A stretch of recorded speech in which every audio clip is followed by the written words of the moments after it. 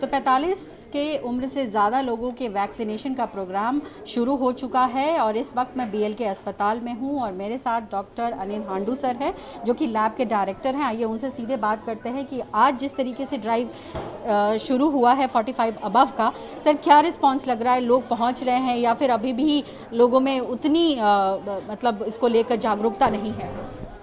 देखिए, ऐसा है, कुछ हद तक लोग आने लगे हैं, ये तो फॉर श्योर है, बट अभी भी काफ़ी जागरूकता बनाने की ज़रूरत है।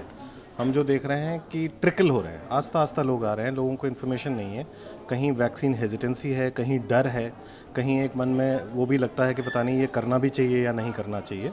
सो ये सारी चीज़ें पैरेलली हो रही हैं और ये जो आपका इनिशिएटिव है कि जहाँ हमारे को उनको इन्फॉर्मेशन देनी चाहिए, ये एक बहुत ज़रूरी काम है जो हमको मोर एग्रेसिवली करना चाहिए। और मैं आपके माध्यम से ये बोलना चाहूँगा कि हम सभी को और ज़्यादा जागरूक करें, एक दूसरे को बताएं और इस मुहिम का फ़ायदा उठाएं ताकि हम इस बीमारी पे, इस विपदा पे कंट्रोल कर पाएं। सर, यहाँ पर जितने भी लोगों से हमने बात करी, हालांकि वो सारे लोग जागरूक थे और वो बिना डर के यहाँ पर पहुँचे और अपने आप को वैक्सीनेट करवाया है।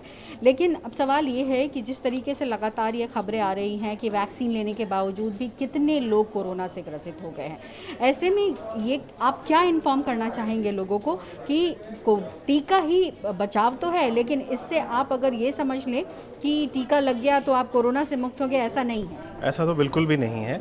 जब भी हम कभी टीका लगाते हैं किसी भी चीज़ के लिए, आज हम कोरोना की बात कर रहे हैं, जब हम छोटे बच्चों को में भी टीका लगाते हैं तो उसका मतलब ये नहीं होता कि उसको वो बीमारी कभी होगी नहीं।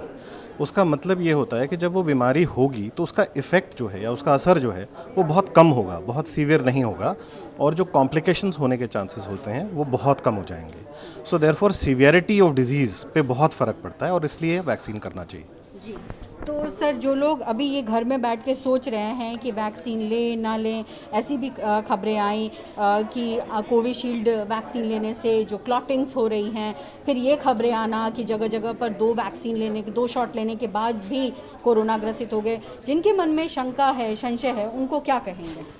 देखिए, ये सारे इंसिडेंट्स तो हुए हैं, ऐसा मैं नहीं कहूँगा कि नहीं हुए हैं, बट इनका एक सब्सटैंशिएशन कि ये वैक्सीन की वजह से ही हुआ है, अभी तक इसका कोई प्रूवन फैक्ट नहीं है।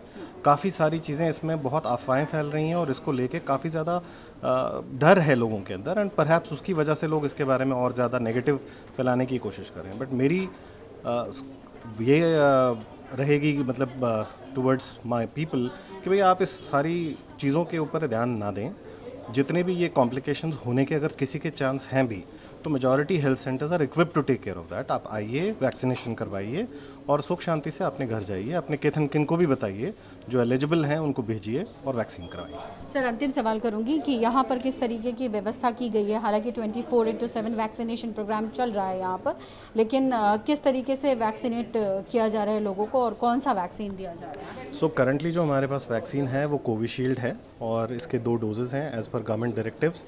4 to 6 वीक्स पहले उसका डोजिंग शेड्यूल था, अब वो चेंज होके 4 to 8 वीक्स हो गया है। तो हर 8 मतलब फर्स्ट डोज के बाद 8वें हफ्ते पे नया सेकंड डोज दिया जाता है। As far as preparation is concern, उसका पहले एक नामकरण रजिस्ट्रेशन जिसको आप बोलते हैं वो होता है। वो कोविशील्ड वो आप ऑनलाइन भी कर सकते हैं या यहाँ आके ऑन साइट भी हो सकता है। वो करने के बाद आपका फिजिकल वेरिफिकेशन होता है, चेकअप होता है, आपको एलिजिबल पाया जाता है तो आपको फिर वैक्सीनेशन के लिए आगे भेजा जाता है। उसके बाद वैक्सीनेशन के बाद आधा घंटा ज़रूरी है कि आपको बैठना ही है, जिसमें आपको मॉनिटर किया जाता है और आपको सारी जानकारी दी जाती है कि पोटेंशली आपके साथ क्या प्रॉब्लम आ सकती है। इन केस वैसा कोई स्थिति हो तो आपको अस्पताल वापस आना है। फॉर्चुनेटली अभी तक हमारे पास ऐसी कोई कॉम्प्लिकेशंस नहीं हुई हैं। We have already been running this activity, अब 1.5-2-3 महीने हो गए हैं, 2 महीने हो गए हैं और फॉर्चुनेटली अभी तक हमारे पास ऐसी कोई कॉम्प्लिकेशन के इश्यूज़ नहीं आए हैं।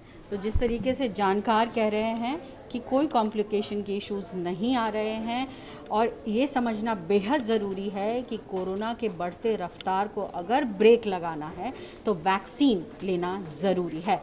कैमरा पर्सन सुनील कुमार के साथ पल्लवी झा, दिल्ली न्यूज़ 24।